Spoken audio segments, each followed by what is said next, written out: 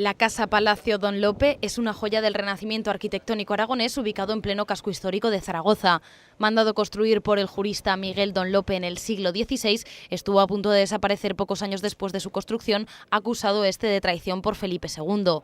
Ubicado en la calle Dormer de la capital, a partir de ahora contará con un ascensor para que también pueda ser visitado por personas con movilidad reducida. Yo creo que esa es una casa-palacio que muchas veces la gente no ha tenido la posibilidad de entrar a verlo y que resulta a veces muy desconocida. Uno a veces pasea por la calle Dolmen y ve estos edificios desde fuera que son muy emblemáticos, pero que no puede acceder a su interior y ver pues la riqueza que tenemos y la bonita que es la escalera o incluso pues esa carroza, ¿no?, que estábamos viendo, que es la que llevó Alfonso XII a su boda. Es propiedad desde hace un siglo de la Real Maestranza de Caballería de Zaragoza. Su belleza reside tanto en los elementos arquitectónicos como las piezas de colección que contienen su interior.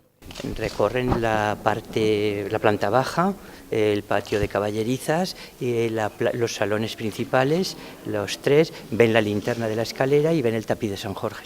Claro, porque hay personas mayores y con movilidad reducida que la escalera les asustaba y ahora con el ascensor podrán acceder a ver esas joyas que tenemos en la planta primera. La Casa Palacio Don Lope fue declarada Bien de Interés Cultural en 2002 y a través del Ayuntamiento de Zaragoza se organizan visitas guiadas todos los fines de semana.